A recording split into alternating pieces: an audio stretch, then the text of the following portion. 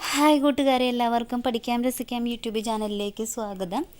Social 5ാം ക്ലാസ്സിൻ്റെ വർക്കാണ് ഇത്. ഇംഗ്ലീഷും മലയാളം മീഡിയം ഉള്ളവർക്ക് യൂസ്ഫുൾ ആവുന്ന തരത്തിലാണ്. നമുക്ക് നോക്കാം. ഫസ്റ്റ് തന്നെ ക്ലാസ്സിൽ ടീച്ചർ പറഞ്ഞിട്ടുണ്ടായത് എംപ്ലോയ്മെൻറ്റ് എന്താണെന്നാണ്. അപ്പോൾ ഞാനിതിൽ ഇംഗ്ലീഷുള്ളത് മാത്രം ഇംഗ്ലീഷ് മീഡിയംകാർ നോട്ട് ചെയ്താൽ മലയാളം മീഡിയംകാർക്കുള്ളതാണ് കേട്ടോ.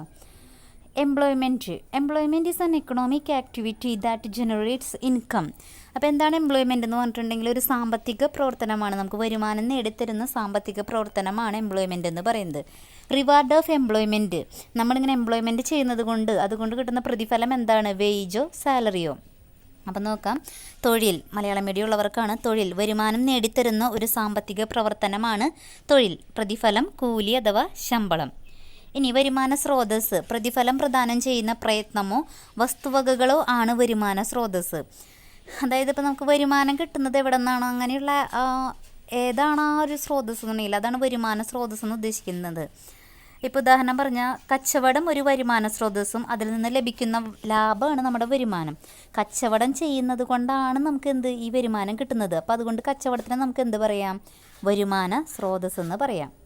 ഇത് ഇംഗ്ലീഷ് മീഡിയം ഉള്ളവർക്കാണ് വരുമാന സ്രോതസ്സ്, അതായത് sources of income. Reward generating ventures or assets can be termed as sources of income. അപ്പോൾ എന്താണ് സോഴ്സസ് ഓഫ് ഇൻകം എന്ന് പറഞ്ഞിട്ടുണ്ടെങ്കിൽ ഇൻകത്തിൻ്റെ ഉറവിടം.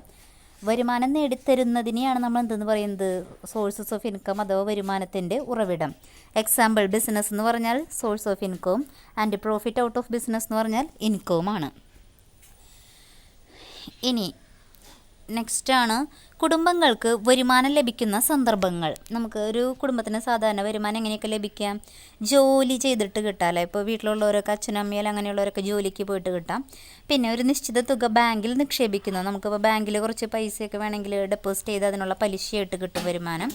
പിന്നെ കെട്ടിടം വാടകയ്ക്ക് കൊടുക്കുന്നു. എങ്ങനെ കിട്ടും? നമ്മളിപ്പോൾ ഏതെങ്കിലും ഇപ്പോൾ എക്സ്ട്രാ കെട്ടിടങ്ങളൊക്കെ ഉണ്ടെങ്കിൽ ബിൽഡിംഗ് ഒക്കെ വാടകയ്ക്ക് കൊടുത്താൽ അതിൻ്റെ വാടക റെൻ്റായിട്ട് കിട്ടും. പിന്നെ വ്യവസായ യൂണിറ്റ് മെച്ചപ്പെട്ട രീതിയിൽ നടത്തുന്നു. നല്ല രീതിയിൽ ഇപ്പോൾ ഏതെങ്കിലും ഒരു ബിസിനസ്സൊക്കെ നടത്തുന്നവർക്ക്, പിന്നെ ഇൻഷുറൻസ് ഏജൻ്റായിട്ട് പ്രവർത്തിക്കുന്നവർക്ക്. അപ്പോൾ ഇതാണ് context in which families earn income. ഫാമിലിക്ക് കിട്ടുന്ന വരുമാനം എങ്ങനെയൊക്കെയാണ്? Job, a certain amount deposited in a bank, renting out owned building, runs industrial unit ആണ് കേട്ടോ ഇവിടെ യൂണിറ്റ് എന്ന് ചേർക്കുക, അതായത് ബി ഇല്ല. Unit profitably working as insurance agent. Types of income, നമുക്ക് ഇങ്ങനെ കിട്ടുന്ന വരുമാനങ്ങളെ നമുക്ക് എങ്ങനെയൊക്കെ തരംതിരിക്കാം? Salary, profit, rent, commission, wage, interest. Salary, നമുക്കൊരു ജോലിക്ക് പോയിട്ടുണ്ടെങ്കിൽ എന്താ കിട്ടുക? സാലറി. അതുപോലെ ഇപ്പോൾ ഒരു ബിസിനസ് ചെയ്താൽ കിട്ടുന്നത് പ്രോഫിറ്റ്. പിന്നെ ഒരു ബിൽഡിങ് വാടകയ്ക്ക് കൊടുത്താൽ കിട്ടുന്നത് റെൻറ്റ്. പിന്നെ ഇപ്പം ഇൻഷുറൻസ് ഏജൻറ്റോ അങ്ങനെ വല്ല ഏജൻറ്റൊക്കെ ആയിട്ട് പ്രവർത്തിച്ചാൽ കിട്ടുന്നത് കമ്മീഷൻ കിട്ടും. പിന്നെ ഡെയിലിയുള്ള സാധാ ജോലിക്കൊക്കെ പോകുന്നവർക്ക് കിട്ടുന്നതാണ് വേജ് എന്ന് പറയുന്നത്, ദിവസക്കൂലി. ഇതിപ്പോൾ അത്യാവശ്യം ഗവൺമെൻറ് സർവീസ് അല്ലെങ്കിൽ അങ്ങനത്തെ ജോലികൾക്കാണ് മാസത്തിലൊക്കെ കിട്ടുന്നതാണ് നമ്മൾ ഏകദേശം സാലറി എന്ന് ഉദ്ദേശിക്കുന്നത്.